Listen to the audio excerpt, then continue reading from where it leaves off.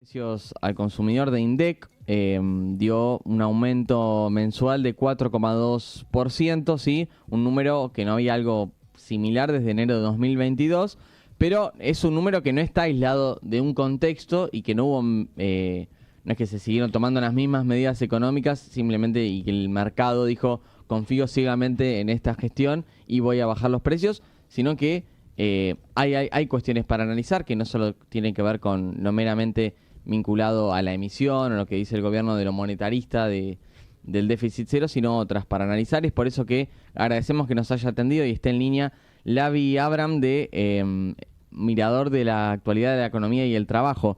¿Sí? ¿Cómo va, Lavi? Buenos días, Julián te saluda. Y Andrés.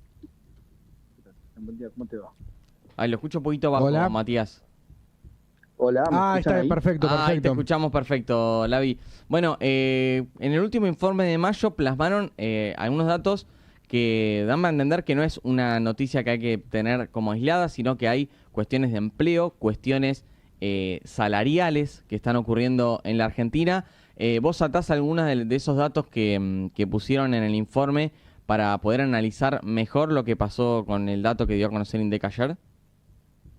Bueno, lo que nosotros estamos viendo justamente es que hay una caída muy importante en la actividad económica, particularmente en la construcción, en la industria, en el comercio, que son los grandes motores del empleo nacional, y que, bueno, esta caída de la actividad que va sumada a una caída de los ingresos, es decir, a una caída tanto de los salarios como de las jubilaciones, como inclusive de los programas, como el potencial trabajo, hace que, bueno, efectivamente hay una caída general de la demanda, una caída en Ujú. general de la actividad económica. Ujú. Los precios, en definitiva, están cayendo porque nadie compra nada, para ponerlo blanco sobre negro. Sí. Los negocios están vendiendo 40% menos de lo que vendían, las fábricas están no todavía despidiendo gente, pero sí ya en muchos casos no están renovando contratos de tercerizados, se están eliminando horas extras, turnos, es decir, estamos en una fuerte recesión económica Ujú. y bueno, a partir de que efectivamente, hablando en criollo, nadie compra nada, bueno, los precios no pueden seguir el ritmo de subida que tenían y bueno, también pasó un poco el efecto de la fuerte devaluación que había habido en diciembre. Todo esto se conjuga para que efectivamente tengamos menos precios, por un lado, y me parece que esto está claro, la inflación, esto es real, hay menos inflación, Ujú.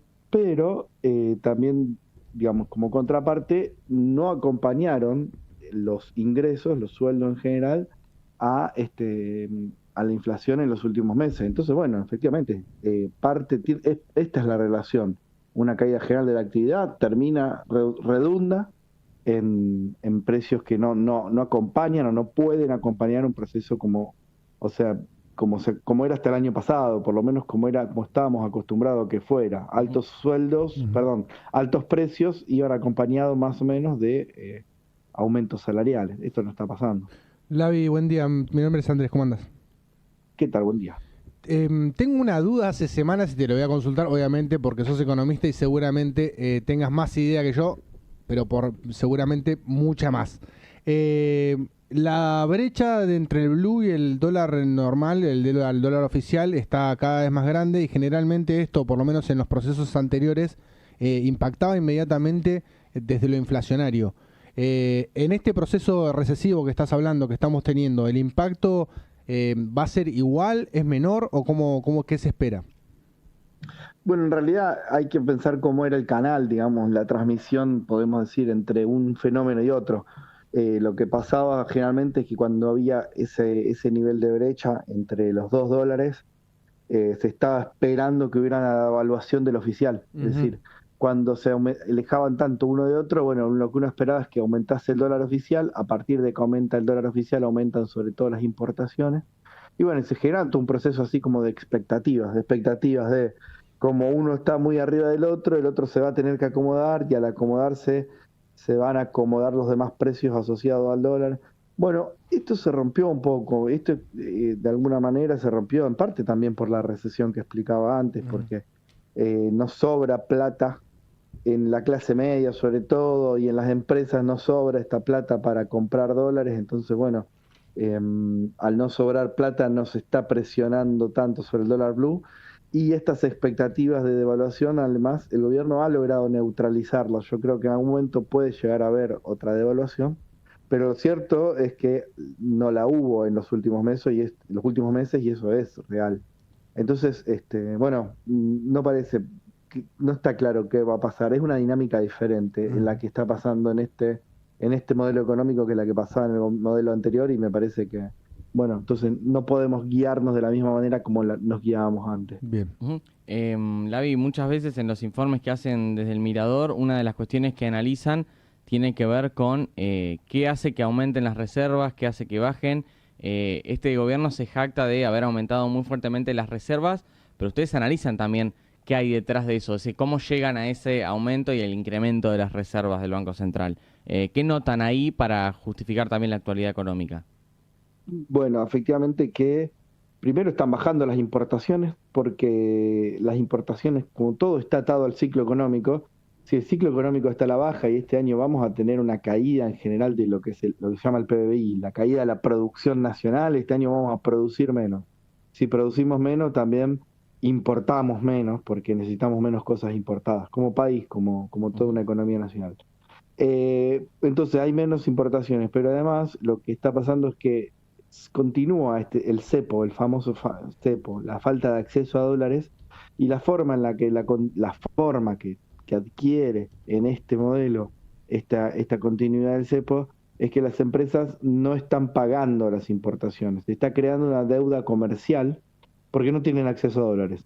Es una deuda flotante, una deuda que no es como la deuda externa con el Fondo Monetario, digamos, una deuda privada, una deuda de empresas y que no están pagando, básicamente, un fiado, digamos, un fiado de dólares y de divisas que permite de alguna manera que no se utilicen las reservas para ese pago y al no utilizarse reserva para ese pago, bueno, se están acumulando.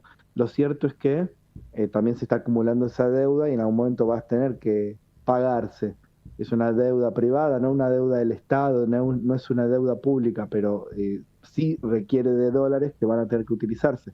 El gobierno está esperando además juntar dólares de la cosecha, básicamente la cosecha del agropampeano, el principal aportante de dólares, está esperando juntar dólares para, digamos, que justamente estén accesibles para poder pagar esta deuda, pero bueno, está como bastante parado este circuito, sobre todo a la espera de los exportadores de que haya una devaluación. Están esperando que haya una devaluación, entonces la liquidación de dólares de la cosecha, es decir, los dólares que deberían entrar por la venta al exterior de la cosecha no está pasando y bueno, efectivamente no. Bueno, es esta la dinámica, que también es medio rara. No se está pagando, no se está recaudando, en el medio las reservas crecen, pero no es algo que sea muy sostenible en el tiempo tampoco. David, veía los gráficos del informe en cuanto a la cuestión de la recesión, el trabajo y demás. ¿Cuánto se espera de impacto en descenso de empleo, por lo menos para los próximos meses en este sentido? Bueno, es difícil de saber porque el empleo no es tan rápido, no es tan automático. Hay sectores donde, como por ejemplo la construcción, sí es muy rápido. Efectivamente, en todo lo que es la construcción de la obra pública a la obra privada, ya hay un amplio desempleo.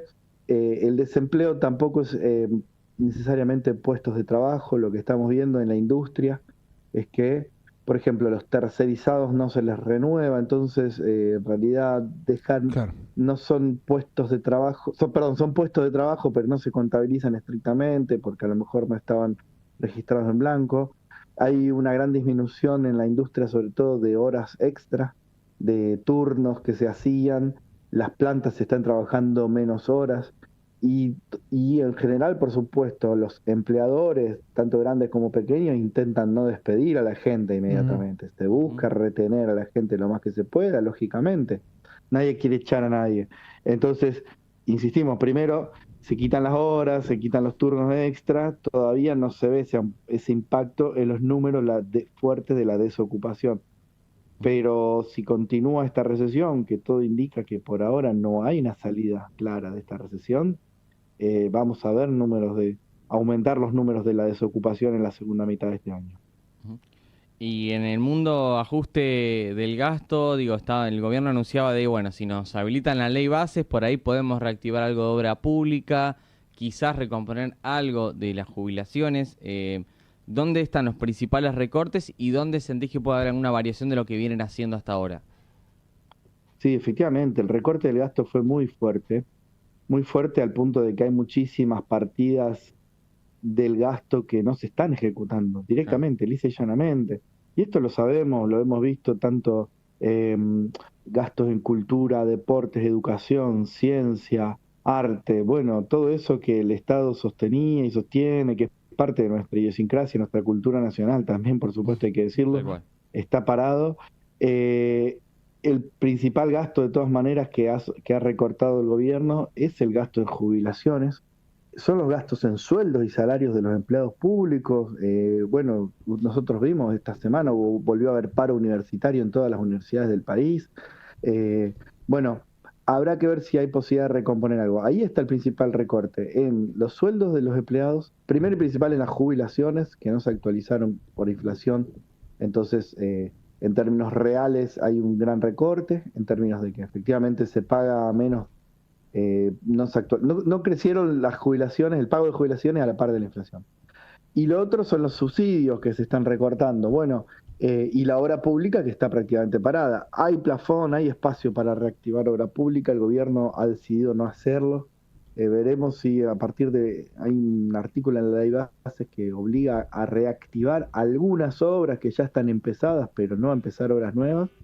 Y se está pensando en un sistema de obra pública que se llama de participación pública-privada, PPP, que es un sistema que es muy lento para iniciarse, muy lento Sí, en todavía términos no de se que inició demora. ninguna obra con esa modalidad en Argentina, tengo entendido, o casi ninguna. ¿Cómo? Perdón. Que en el país no hay un registro así de obras masivas o de inversores privados que a mansalva están diciendo, no, bueno, si el Estado no pone, pongo yo. No existe eso a nivel No, país. no existe, porque, o sea, el Estado tiene que poner la plata de todas maneras al final, pero se supone que hay iniciativa privada, lo hagan privados, pero no se hace, demora mucho, no es virtuoso, digamos. En el gobierno de Mauricio Macri se intentó en la segunda mitad de su gobierno Ujú. y básicamente significó una paralización de la obra pública y fue buena parte de la explicación de la recesión del final del gobierno de Macri, porque no hubo obra pública. Y buena parte de la recesión ahora tiene que ver con eso. En Argentina la obra pública moviliza Ujú. gente, moviliza recursos, moviliza al interior en general, nos moviliza porque se hacen en todo el país estas obras. Al parar todas las obras públicas está frenando la economía y la forma de esta de PPP, de participación pública-privada, no funciona, no Ujú. funciona en Argentina por lo pronto, aunque también tenemos que decir que no funciona prácticamente en ningún lugar del mundo. Es como es muy un deseo muy basado en la ideología que tiene el gobierno, esta Ujú. ideología de que lo privado es bueno y lo estatal es malo, así siempre en todo lugar y bueno, no funciona así, no funciona en ningún lugar del mundo así. Entonces, bueno, habrá que ver si tienen espacio. Me parece que debería el gobierno empezar a reactivar la obra pública un poco si quiere que no perpetuar este círculo de recesión en el cual estamos metidos en este momento. El gobierno se jacta del superávit y de cumplir con lo que le pide el Fondo Monetario Internacional de manera rajatabla, te diría. ¿Esto es realmente así? ¿Es real este superávit o está siendo maquillado de alguna manera? No, a ver, el superávit es real, efectivamente no se está gastando más, o sea, existe el superávit, eso no es discutible, sí que por cómo se llegó a este superávit está agarrado con alfileres, Claro. podríamos decir. Porque efectivamente no hay gasto de obra pública, no hay ejecución de prácticamente nada, de ningún tipo de transferencias, como te decía recién, no hay gastos de capital. Por ejemplo, a las universidades nacionales se les aumentó un poquito el gasto en corriente, pero no se le mandó plata para comprar ni una computadora. Y así con toda la obra y con toda la actividad que hace el Estado Nacional, que no compra nada. Bueno, efectivamente está sosteniendo un superávit en base a no gastar nada. Pero cuando se empiecen a romper las cosas, cuando haya que empezar a hacer mantenimientos, bueno, va a tener que empezar a gastar, por un lado. Y por otro lado, bueno, tendrá que recuperar el poder adquisitivo de los trabajadores y de los jubilados. Lo veo difícil porque no está en su decisión. El gobierno cree que todo lo estatal es malo, como te decía antes. Quiere que lo estatal sea malo. Milei se encargó de decir que él viene a destruir el Estado. quiere que la gente que trabaja en el Estado se vaya del Estado. El Estado en general es un gran empleador de mano de obra muy calificada. Los trabajadores del Estado en general están mucho más calificados en promedio que los trabajadores del sector privado. Bueno, echar a todos estos trabajadores, que sus sueldos sean malos, es una réplica de lo que pasaba en la década de 1990, donde Claro. trabajar en el Estado era sinónimo de ser pobre prácticamente. Bueno, eso está buscando el gobierno.